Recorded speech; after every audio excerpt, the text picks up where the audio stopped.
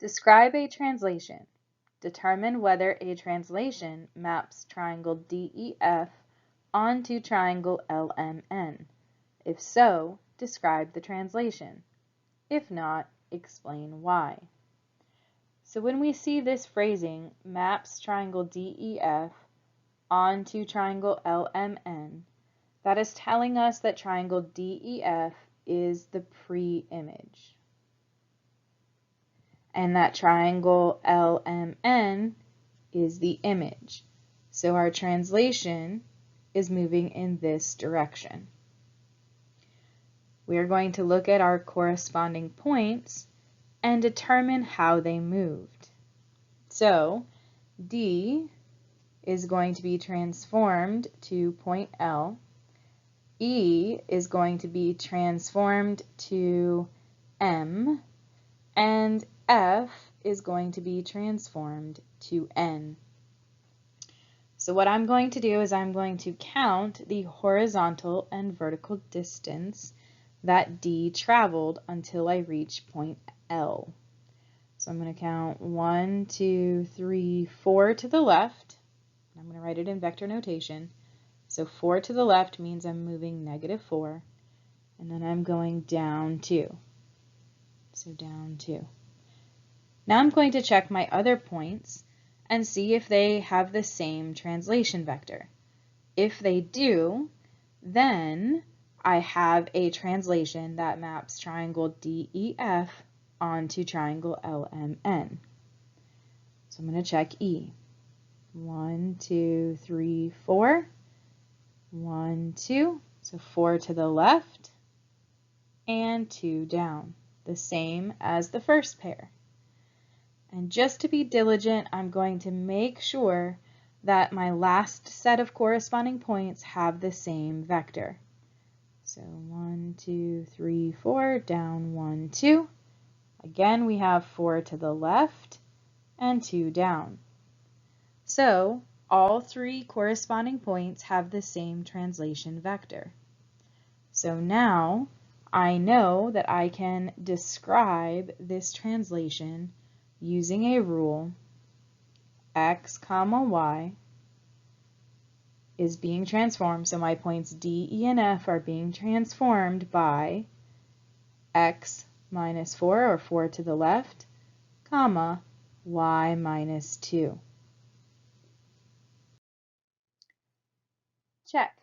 Determine whether a translation maps triangle JKL onto triangle XYZ. If so, describe the translation. If not, explain why. Teacher, please pause the video now.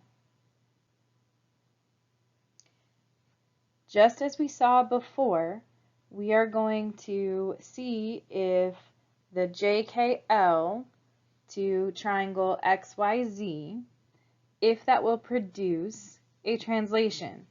So triangle JKL is the pre-image and triangle XYZ is the image. So our translation is moving in this direction. Now we're going to take each set of points from the pre-image and the image and determine if they have the same translation vector. So I'm going to write J, which goes to X, K, which is transformed to Y, and L, which is transformed to Z. We are going to see if they have the same translation vector. So J here goes 1, 2, 3, 4, 5 to the right, and 1, 2, 3 units up. So 5 units to the right is +5, and 3 units up is +3. Let's check K and Y. So we have 1, 2, 3, 4, 5, 1, 2, 3. It also moves 5 to the right and 3 up. And let's check the last set, L and Z. 1, 2, 3, 4, 5, 1, 2, 3. So they also move 5 to the right and 3 units up.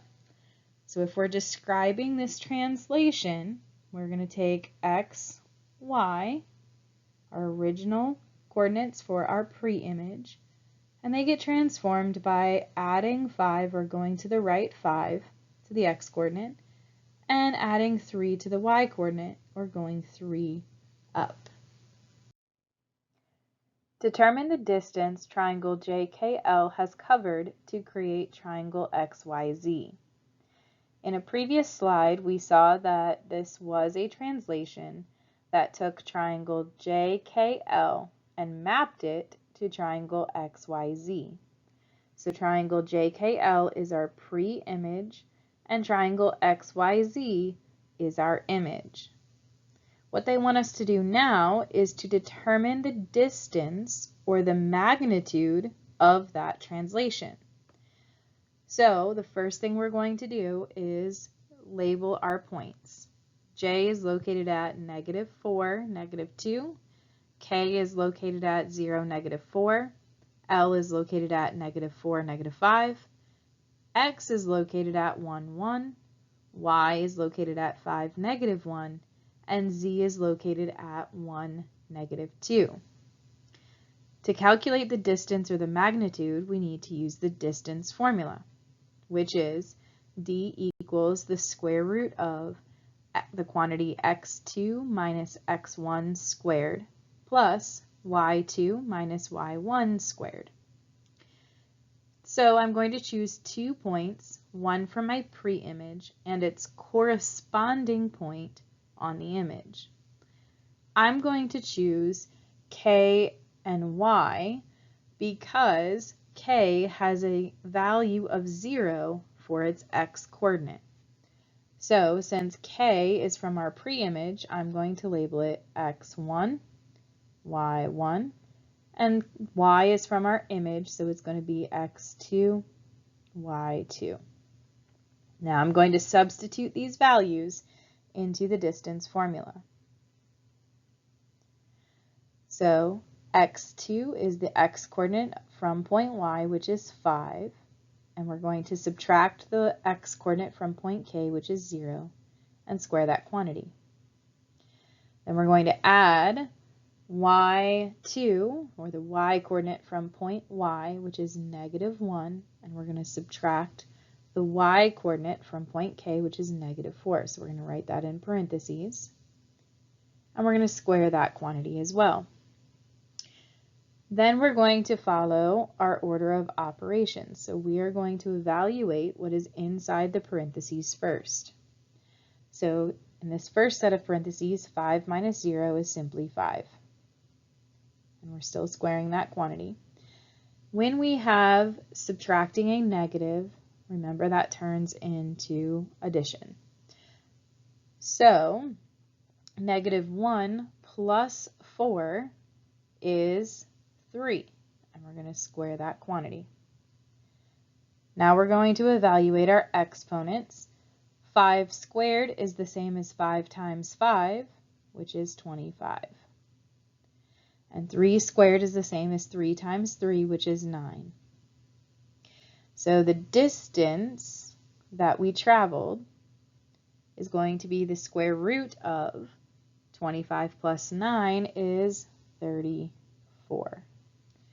So the distance triangle JKL has covered to create triangle XYZ is the square root of 34 units.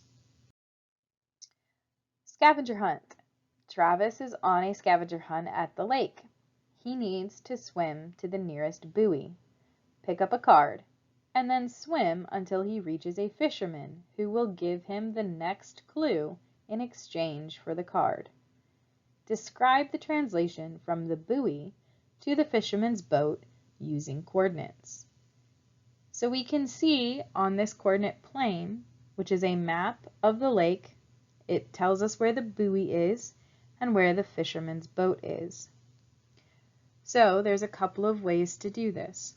The easiest way is to count the horizontal and vertical distance from the point that is representing the buoy to the point that is representing the fisherman's boat. So 1, 2, 3, 4, 5 units to the right, and then 1 unit down. So if we were to write this using coordinates, we would say that x comma y is going to be x plus 5, because we're moving 5 units to the right, and y minus 1, because we're moving 1 unit down. This is the exit ticket. Please have your students complete this exit ticket and turn it in before they leave. Pause the video now.